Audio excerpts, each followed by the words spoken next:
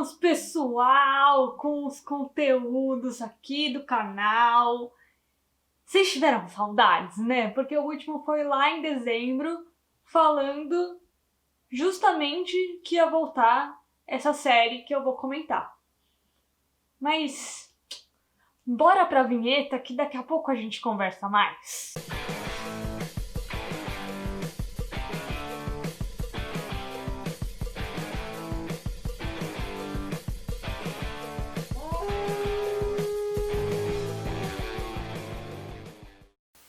Então, pessoal, vamos sim fazer análise episódio a episódio de American Gods. Não teve semana passada, porque eu ainda tava pensando o que eu ia fazer. Se eu ia fazer vídeos analisando ou se eu ia fazer lives.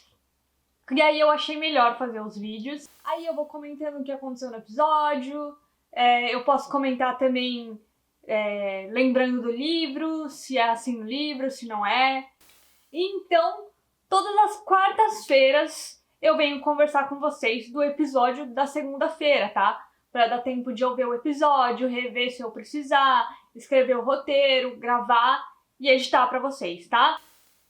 Mas assim, ainda faltam algumas ocas que vão sair, então aos sábados a gente ainda vai continuar com as ocas até elas terminarem. E aí depois que as ocas acabarem, nas quartas-feiras e nos sábados, vídeos normais com conteúdos. Se alguma coisa mudar, eu aviso vocês, óbvio, né? Não deixe de me seguir lá no Instagram, @tai.calil, pra você saber tudo que rola por aqui. Certo? Então, hoje nós vamos analisar o episódio 1 e o episódio 2.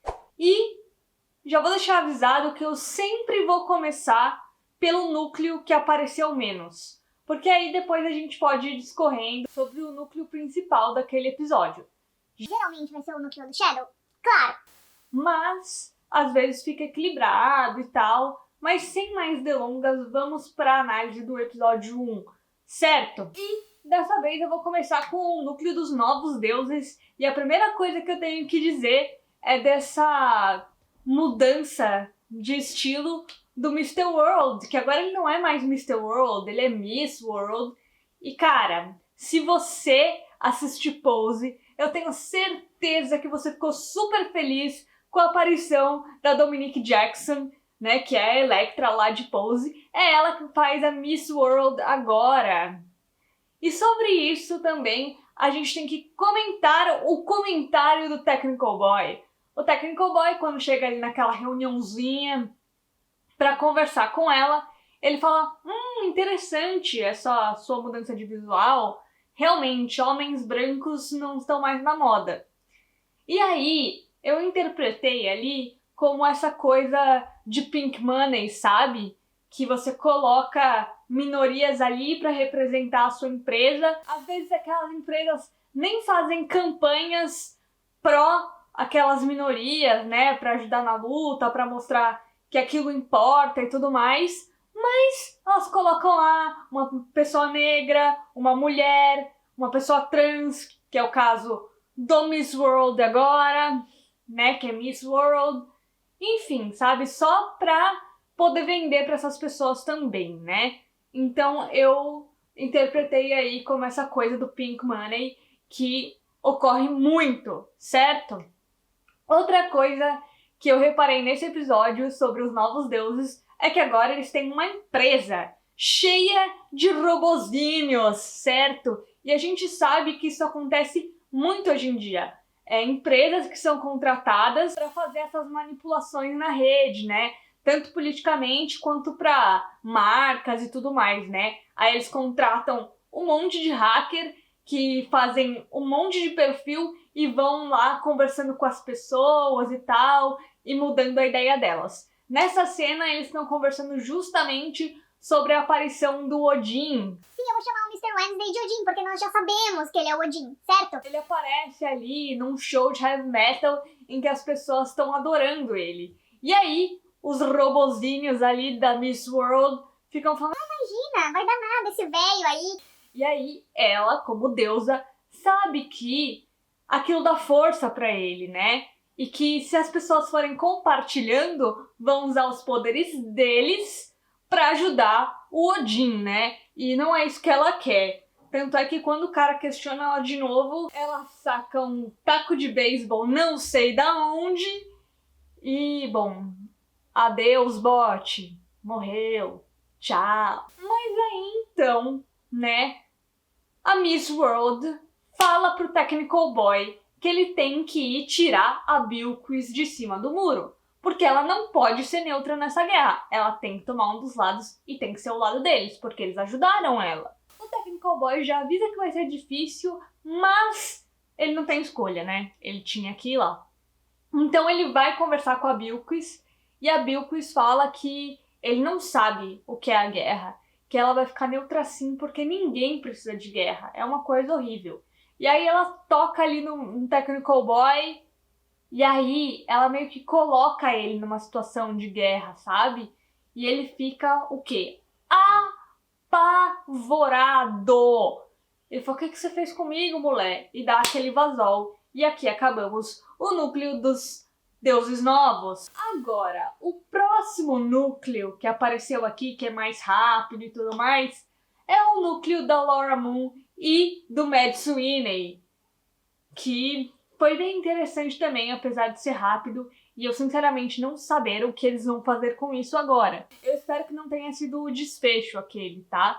Mas também não sei aonde na história agora eles vão encaixar esses personagens. Lá no final da temporada, né, vocês se lembram que a Laura Moon pegou o cadáver do Mad Sweeney e saiu andando ali, né, pra tentar resolver essa situação.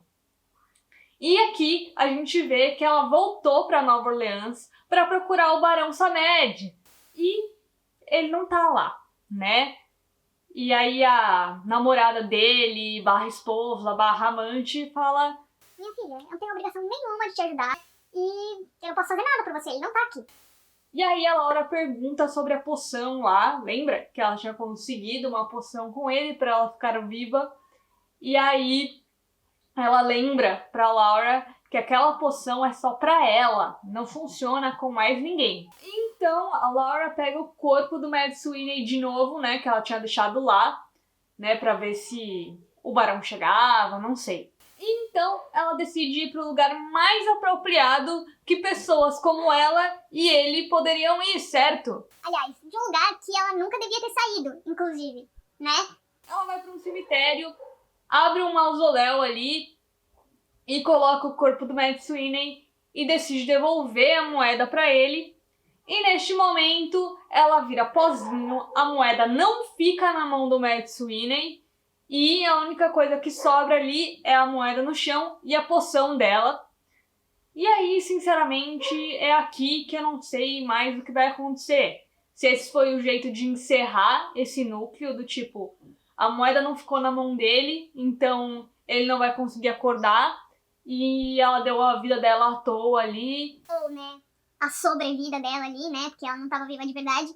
E aí encerramos esse núcleo. Ou será que o Mad Sweeney vai conseguir, né, reviver por essa moeda ter saído do corpo dela? Ou será que outro morto vai acordar pela moeda estar mais próxima? Eu espero que não, tá? Que isso não aconteça de outra pessoa acabar tendo a dádiva dessa moeda e não o Mad Sweeney, porque essa altura do campeonato não faz sentido nenhum um novo morto muito louco, sabe? Então, se for pra continuar, eu espero que seja com o Mad Sweeney mesmo. Talvez eles ainda precisem do Mad Sweeney vivo, afinal de contas, a lança do Odin está no tesouro dele. Só ele pode tirar de lá, certo? Então, realmente não sei o que vai dar aqui, mas espero que tenhamos a volta de Mad Sweeney. Sim, senhor, porque eu adoro esse personagem. Agora vamos para o núcleo do nosso querido protagonista Shadow Moon, que agora é Mike Ansel, né? Vocês se lembram, lá no final da temporada passada, ele foi salvo pela Yggdrasil, né? A Yggdrasil sugou ele, e aí ele meio que se salva no passado e tal, aquela coisa bem louca. E aí quando corta e a gente vê o que aconteceu com ele, né? Depois de ver que não tinha mais nenhum policial ali em volta da casa, a gente descobre que ele já tá pegando um busão, a gente vê que ele tá ali numa parada, né, de polícia mesmo, né, pra ver, né, quem é que tá ali e tal, e vocês podem perceber que ali fora do ônibus só tem homens negros, né, então pode ser aí uma crítica, né, eu acho sim que é uma crítica. E quando mostra o documento dele, não está mais escrito Shadow Moon, está escrito Mike Ansel, e se vocês se lembrarem, é o nome que ele escolhe daquele trambique que o Odin fez lá com o banco de pegar o cheque das pessoas e tudo mais, que aí ele tem que falar no telefone com o policial.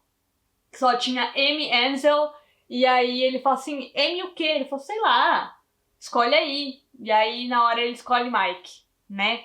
Então, só pra vocês se lembrarem que esse nome não foi tirado do nada.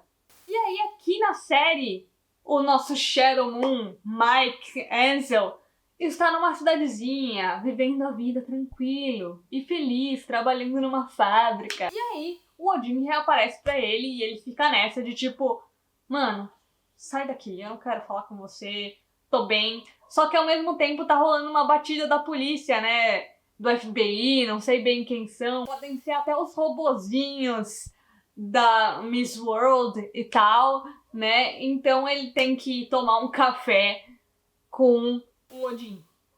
E o Odin faz essas coisas de que ele tem direito às perguntas lá e tal. E ele pergunta só algumas coisas, tipo assim, você é meu pai?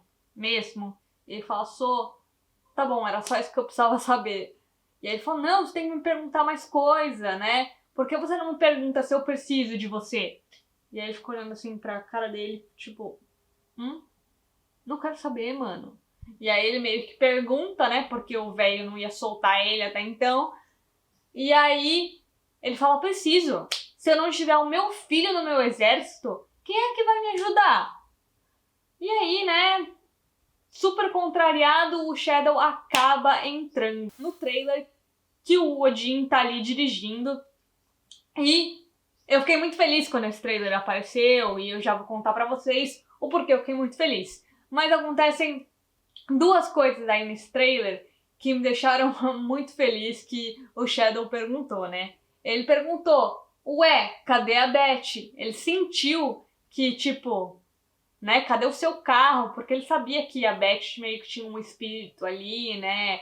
Alguma coisa a mais do que um carro, sabe?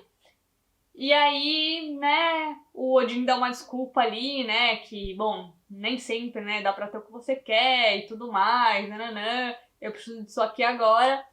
E aí ele pergunta, tá bom, onde a gente tá indo, então? E aí que a resposta do Odin foi o que me deixou muito, muito feliz, porque eu gosto muito do personagem que ele citou ali, e que a gente vê mais pra frente no episódio. Ele diz que eles vão visitar um amigo, que há um tempo atrás eles meio que brigaram, mas foi coisa pouca, nada demais, certo? E que o nome desse amigo é o Whiskey Jack, e nessa hora eu fiquei muito feliz. Meu Deus, eles realmente estão indo atrás do Whiskey Jack. Né, que eu adoro esse personagem. No livro ele aparece diversas vezes, né, depois desse ponto, né, ele aparece exatamente nesse ponto da história e depois ele aparece mais umas 2 ou 3 vezes, coisa assim. Então que a gente vê aquela blitz, né, dos robozinhos da Miss World tentando parar eles de qualquer jeito ali, né, e eles percebem, meu Deus, não vai dar pra gente passar, o que que tá acontecendo? E aí acontece aquela cena de que o Odin larga o volante e fala, pega aí, ele fala, meu Deus, velho, doido e tal. Ele pega o volante e aparecem aquelas runas no para-brisa, né?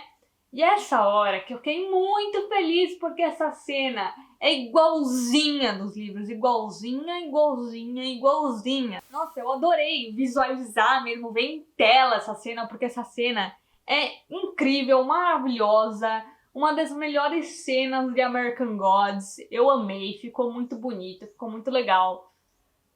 Enfim, mas vou segurar aqui a emoção pra gente poder continuar desse ponto. Nos livros, a gente sabe que aquela é a galera do Mr. World. Por quê? porque quando tá rolando essa ida para esse outro local, que eu já vou falar para vocês, o Shadow meio que tem uma conexão com o que o Mr. Town tá pensando, né? E aí ele tá conversando com outros policiais ali, e eles falam, nossa, mas tava vindo mesmo um trailer e tal. E aí ele dá aquela desculpa meio assim, meio querendo acreditar também que foi só uma ilusão de ótica, que eles não estavam vendo direito e tal. Porque essa questão dos capangas do Mr. World é um pouco diferente nos livros. Não tem essa coisa de eles serem realmente robôs criados pelo Mr. World. Eles são pessoas comuns que trabalham para um cara que eles não sabem quem é direito. Sabe essa história? De ter uma empresa que faz segurança ou coisa assim, e na verdade eles trabalham por uma coisa muito maior do que eles acham que trabalham. É mais ou menos essa a questão nos livros. E aqui, né, como tem aquela repaginada que eu já contei pra vocês, são mesmo robôs da agora Mrs. World, certo? E então, quando o Shadow vira pra direita, tendo que confiar nesse velho doido que é o Odin, ele vai pra um outro lugar, né? A gente até vê que as bordas da tela aumentam, certo? A imagem fica menorzinha ali, né? E se não me engano, quando o Shadow foi puxado pela Yggdrasil, isso também aconteceu, né? Na temporada passada. Eu chuto aqui que toda vez que eles forem pra esse lugar, que nos livros eles dão um nome de bastidores, que é tipo uma dimensão que só os deuses conseguem acessar, né? E pelo visto só os antigos deuses conseguem acessar. Então ele vai para esse lugar que ele consegue ver que é meio diferente, assim, ele consegue ver a aurora boreal e tal, um bonito lugar. E aí eles entram no trailer do Whiskey Jack, que eu adorei o jeito que eles fizeram aqui, tá? Porque quando eles entram no trailer do Whiskey Jack, ali no livro, é um trailer mesmo, e quando eles abrem a porta de novo, eles percebem que eles estão na natureza e tal, mas na natureza do mundo real, né? Não na natureza dos bastidores e tal. Enfim, é um pouco diferente, né? Onde o Whiskey Jack vive nos livros é realmente um trailer em meio à natureza. E aqui eles inverterem, né? De que quando você entra no trailer, ele está na natureza, né? Em como, né, a América era antes, né, de todo esse progresso chegar, matar todo mundo e crescer prédios e tudo mais. Eu achei muito interessante isso. E eu adorei o baile que ele deu no Odin, né? Porque o Odin fica... Fica de olho em mim, garoto, porque dá pra se perder fácil aqui. E aí, né, depois a gente entende que foi o Whiskey Jack mesmo que fez o Wednesday tomar o caminho mais longo, enquanto o Shadow conseguiu ver o caminho mais curto, para o Whiskey Jack poder conversar com o Shadow e falar que o Shadow, diferente dele mesmo, não tem escolha. Ele tem um papel muito importante nisso tudo que tá acontecendo e que ele tem que ficar atento. E aí depois chega o Odin e ele fala... velho amigo e tal, e ele fala, mano, sai daqui, seu velho trambiqueiro, eu não quero falar com você, nós não somos amigos. E aí a gente descobre que não foi briguinha pouca, né? Ele fala, os seus ancestrais destruíram o meu povo. E aí a gente, né, se a gente cortar para o episódio direto, a gente vê isso mesmo, mas calma que a gente já chega lá, certo? E aí depois disso... o Odin obriga o Shadow a ir pra Lakeside, né? Ele até tenta ir pra Chicago, mas, né, ele fez um ziriguidum ali muito louco, e aí só tem passagem pra Lakeside. Então ele vai, né? E descobre que também ele deu um jeito de deixar a chave com ele, mesmo ele tendo recusado. O Shadow chega lá, em Lakeside, e aí aquelas meninas provocam ele e tal. Ah, você é gato, taranã, e vão embora. E aí ele entra naquela lojinha que, se vocês repararem, tá escrito Hanselman. E esse nome é importante. E aí ele entra, ele é atendido por uma senhorinha, né, que a gente vai descobrir que ela chama Anne-Marie. Ela conta, né, que a cidade não tem internet direito e tudo mais. E liga pro policial dar uma carona pra ele, porque ele não tá com vestimentas apropriadas pro frio daquela cidade. Então, né, ele vai lá pro apezinho dele, o Odin dá, né, a chave pra ele e tal, a chave quebra, tananã, e aí acabamos com ele com uma espingarda nas costas. Eu não fiquei surpresa com esse final por conta de ter lido os livros, eu já sabia quem era.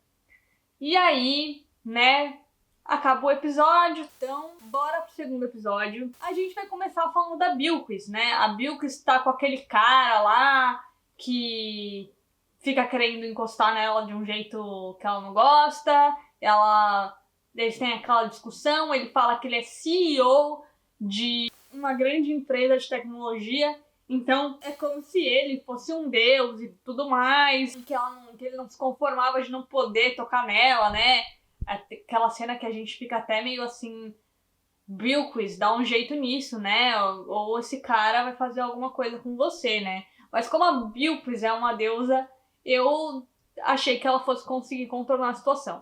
Aí ela vai lá, né? Fala, não, eu sou uma deusa, tararel. E aí acontece todo aquele ritual da Bilquis que a gente já conhece. Acontece que eu acho que ela caiu numa cilada, Bino. Porque, bom, vocês se lembram que ele fala que ele é CEO de uma grande empresa de tecnologia, que é como se ele fosse um deus. Eu acho que a Miss World mandou esse cara aí, que na verdade ele é um dos robozinhos da Miss World, que foi ele disfarçado, e quando ela abduziu ele pra dentro do corpinho dela, ele meio que virou um chip ali, porque a gente vê que ela não se sente bem depois daquilo. E eu, sinceramente, estou bem preocupada com o que vai acontecer com a Bilquis agora. Logo depois, né, nesses enredos mais rapidinhos, a gente tem a volta do Salim. E eu amo esse personagem. Amo mesmo. Adoro o romance que ele tem com o Jin. Mas tivemos problemas no paraíso, né? O Jin deixou uma carta pra ele dizendo que ele foi embora porque o Odin precisava dele em uma missão lá e que não era pra ele vir atrás dele, né? E aí ele vai atrás do Ibis, né? Que na verdade é o deus Thoth. E ele fala, cara, olha essa carta que ele me deixou, eu preciso encontrar ele, eu preciso que ele diga isso na minha cara, sabe? Porque, né, Salim está mais do que certo. Terminar por carta é a mesma coisa que terminar por WhatsApp, né? Poxa, Jin, esperava mais de você, né? Estou ali junto com o Salim, quero que ele resolva essa parada aí. E aí, né, o Thoth, ele fala assim, por que você não vai nesse festival aqui comigo? Que vai ter ali, né, em homenagem a Zoraya mais velha, né? E assim, gente, eu vou falar delas como irmã mais velha, irmã do meio e a irmã mais nova, né? Porque elas são mesmo uma trindade, essa coisa da velha, da mãe e da jovem, tá? Elas são esse arquétipo. Mas eu não consigo falar o sobrenome delas. Eu juro pra vocês, eu passei o livro inteiro falando, assim, só o comecinho, tá? E mesmo assim, eu já convertia na minha cabeça quem era quem, certo? Então, né, a gente sabe que mais pra frente a gente vai encontrar Thoth e Salim de novo. Outra coisa muito rapidinha que eu amei, isso não tem nos livros, tá? É a aparição do Tyr. Eu amei essa coisa de ele colecionar os dentes, né? De ser, tipo, um jeito diferente de ele lidar com essa coisa, né? De que agora ele não batalha mais, mas ele pode continuar arrancando os dentes que ele arrancava, né? E tal. Então ele virou dentista e tal. Adorei isso que eles fizeram na série. E eu adorei ele comentando com o menininho que ele ia pagar o dobro do que a fada do dente paga pra ficar com o dente pra ele. Eu amei, né? Porque o Tyr sabe que a fada do dente existe, né? Porque se ele existe e a fada do dente é uma crença muito grande, principalmente ali nos Estados Unidos, é óbvio que a fada do dente existe, né? E aí o menininho fica todo empolgado que ele vai ganhar o dobro do que a fada do dente ia dar pra ele, né? E, enfim, ele topa super esse negócio. E aí a gente vê o pote de dente que ele tem, né, e tal. Então, enfim, achei muito legal. Agora nós vamos seguir os passos do nosso querido Shadow Moon. E então nós começamos com ele já lá em Lakeside, né? A gente vê que nada no apartamento dele funciona direito, não tem calefação, não pode usar a lareira, tipo, então ele está na roça, porque ele não tem nada apropriado pro frio daquela cidade, então ele decide sair, comprar umas roupas novas e tal. Pessoal, já peço desculpas pelo barulho dessa furadeira, mas, né, como esse vídeo tem que sair na quarta-feira, vamos continuar com ou sem barulho de furadeira, tá? Então eu já peço desculpa pra vocês. Mas, continuando. Então, a Anne-Marie dá uma carona pra ele e fala: Menino, você tá maluco de sair com essas roupinhas aí, com esses moletons que você tem? Você vai morrer congelado? Aí ele fala, então, eu tava justamente querendo resolver essa parada. E aí a gente já começa a ver que essa Anne-Marie sabe tudo dessa cidade, que ela ama essa cidade, que essa cidade é o paraíso na visão dela. E aí a gente vai ter aquele compilado de imagens mostrando como Lakeside é maravilhosa, segura, incrível, próspera. Realmente parece um pedacinho do paraíso na Terra, não é mesmo? E aí a gente já tem a primeira menção nessa carona a sucata, né? Aquelas apostas da sucata e tudo mais. E aí a Anne-Marie leva ele pra lojinha lá pra comprar roupas apropriadas, né? Para o frio daquela cidade. Então a gente tem uma conversa muito bacana entre a garota, que se não me engano se chama Alison. E então eles têm uma conversa super bacana, ela pede desculpas por ter sido meio babaca lá com ele, né, chamando ele de bonito, não sei o que, sem nem conhecer ele e tal. Ele fala, não, imagina, eu tava tendo um dia péssimo e você acabou ajudando, né, na minha autoestima e tal, meu dia ficou melhor. E aí, né, ela começa a ajudar ele ali a comprar as roupas apropriadas. E de novo, a Anne-Marie fala: Alison, minha querida, você não quer trazer os números ali pro Mike apostar, né, quando vai cair a sucata? Por favor, prestem muita atenção, tá, nisso, que é bem importante. Eu acho que já deu pra perceber que essa coisa da sucata é importante, mas é mais importante do que vocês imaginam, tá bom? Mas vou botar aqui, ó, zip, quietinha. E aí, né, o nosso querido Shadow, ele aposta ali um dia e o horário, né? E aí a gente consegue ver que meio que ele usa uma espécie de poder, ele consegue visualizar, né, quando vai ser. Diferente dos livros. Nos livros ele inclusive faz o que a Anne-Marie diz, que as pessoas geralmente compram mais de uma aposta. Ele faz isso, inclusive, né, eu não falei antes, a Anne-Marie é um cara, é um senhorzinho no livro. E aí ele fala isso, que ele tem que comprar 4 números pra, tipo, ajudar eles e tal, é tipo meio que uma troca, assim, sabe? Ah, eu te ajudei pra caramba e você ajuda a cidade. Eu achei interessante, né, como a gente já sabe aqui na série que ele é filho de um deus, então achei interessante eles colocarem isso aqui. A gente só vai descobrir isso no livro lá no final, tá? E falando em pai dele, o Shadow também recebe aquele convite em homenagem a Zoraya mais velha, né? Ele precisa de um carro pra ir até lá e tudo mais. E aí eles vão falar com a vizinha dele, que é super desconfiada em relação a ele. Aqui eu já quero dizer que essa personagem da repórter, ela é uma mistura de duas personagens. Ela é uma mistura da vizinha dele mesmo, que é realmente repórter e tudo mais, do jornal local, e uma outra vizinha, né, uma outra mulher ali de Lakeside, que o filho foi pra faculdade já, tinha aquele carro roxo e tudo mais, certo? O Shadow vai no meio do caminho, graças aos deuses, ao universo, a sei lá o que for, um cervo bem, né, bem dos místicos, né, porque nada aconteceu com o cervo, né, ele continuou belo, intacto, albino, do jeito que ele é, todo diferentão. Ele até dá uma olhada assim pra ele, do tipo... Precisa agradecer não, tá? Falou. Então, ele segue viagem ali, tem aquele festival pra Zoraya, o Odin fica tentando se aproximar dele, ele não quer muita conversa com ele, né, tipo... Acontece, sabe? Você nunca foi meu pai, né? Tipo, você vê, agora que eu descobri que você é meu pai, você nunca foi pai de verdade mesmo, tal. Esse festival devia se chamar Festival de relembrar o Odin enquanto todo mundo acha ele babaca, trapaceiro, não gosta dele, enfim. É todo mundo, com exceção do Tyr, né, que a gente já viu que eles são parças mesmo, né, porque eles são ali também do mesmo panteão e tudo mais.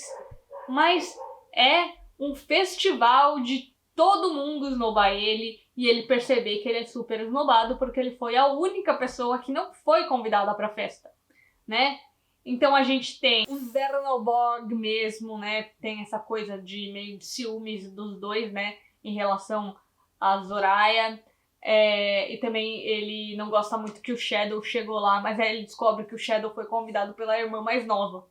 Pra irmã do meio, sua irmã convidou ele, que absurdo! Né? Adorei essa cena. Mas aí quando o Odin chega, ele fica pistola e tal. E aí depois a gente tem o Salim falando na cara dele que ele é um trapaceiro, um filho da mãe, e que ele afastou o Jin dele. E aí ele diz uma coisa que eu achei legal também, apesar de ser babaca, que talvez o Jin tenha ido embora porque ele quis, e que ele tem que se resolver com ele. Ele não tem nada com isso, sabe? Talvez ele tenha, talvez ele não tenha, mas realmente o babaca da história foi o Jin, né? Porque quem tinha que ter falado com o Salim era ele, não é mesmo? Quem mais fala que ele é um babaca nesse episódio todo? O próprio Shadow, né? Dá aquela desnobada nele. E aí depois ele vai ver a Zoraya mais nova, né? Que foi quem chamou ele, porque precisava conversar. E aí teve toda aquela conversa de que ele tem uma importância na história, que ele tem que alinhar a razão com a emoção dele. Ele fala que às vezes é difícil de enxergar. Aí ela pega aquela moeda, devolve, né, a lua pro lugar e tudo mais. E fala que é só ele olhar pro céu, que agora ele vai saber. Tal, toda aquela conversa bonitinha entre os dois. Mas, como eu sempre digo aqui, né, eu já falei isso lá no vídeo, né, que eu falo mais ou menos sobre a história de American Gods, né, e mais precisamente da vida do Shadow nessa história. Desgraça pouca é bobagem, né? Porque ele teve que ver o pai, teve que consertar um para-brisa, né, porque um cervo passou na frente dele. Teve aquela festa estranha com gente esquisita, ele ia voltar pra uma cidade congelante. Aí ele volta, né? Porque, afinal de contas, tá todo mundo dizendo que eu tenho um papel nessa birosca, vou desempenhar meu papel nessa birosca. Quando ele volta, tá todo mundo desconfiado dele, não só a vizinha dele. E aí ele acha super esquisito, porque literalmente a cidade inteira tá olhando torto pra ele. Nem a Mabel, que é um docinho de coco, que é a dona lá da padaria, tá servindo ele com gentileza, sabe? Então o Chad, o policial, vai lá falar com ele e ele fala: cara, por que você tá perguntando tudo isso, né? Ele fala: olha, desculpa, é que a Alison sumiu, né? Ela não foi pra escola e também não foi trabalhar. E aí ele conta: não, eu tava fora da cidade, fala que um cervo, né, atingiu o carro dele, ele teve até que parar pra consertar o para-brisa e tudo mais. E aí, né? Sim, ele tinha que ter agradecido ao cervo, não é mesmo? Ele volta pra casa, vê que a calefação ainda não tá funcionando. E ele fala: quer saber? Dane-se, eu vou usar essa lareira.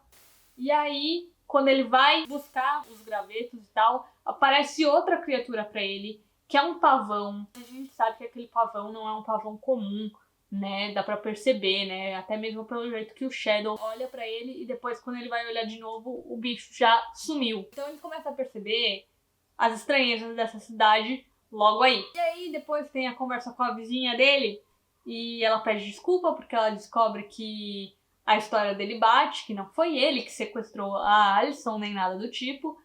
E aí ele tenta começar uma amizade com ela, pergunta do filho dela, e ela fala que o filho dela estuda na Flórida.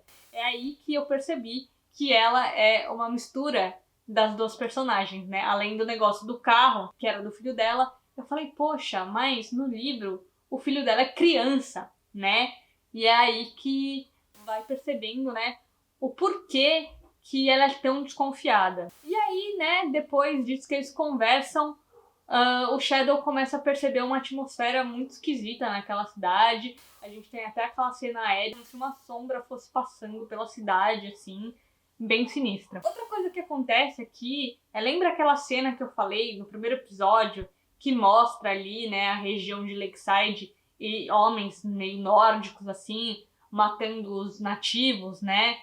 E a gente sabe que eles são nórdicos não só pela aparência, mas também porque eles evocam o nome do Thor. Os nativos estão falando do Thunderbird, É a primeira vez aqui que eles falam do Thunderbird. Eu sugiro que vocês prestem atenção, né, nisso. É muito importante. E aí os nórdicos falam, não tem problema. A gente também tem uma pessoa, uma entidade que cuida das tempestades.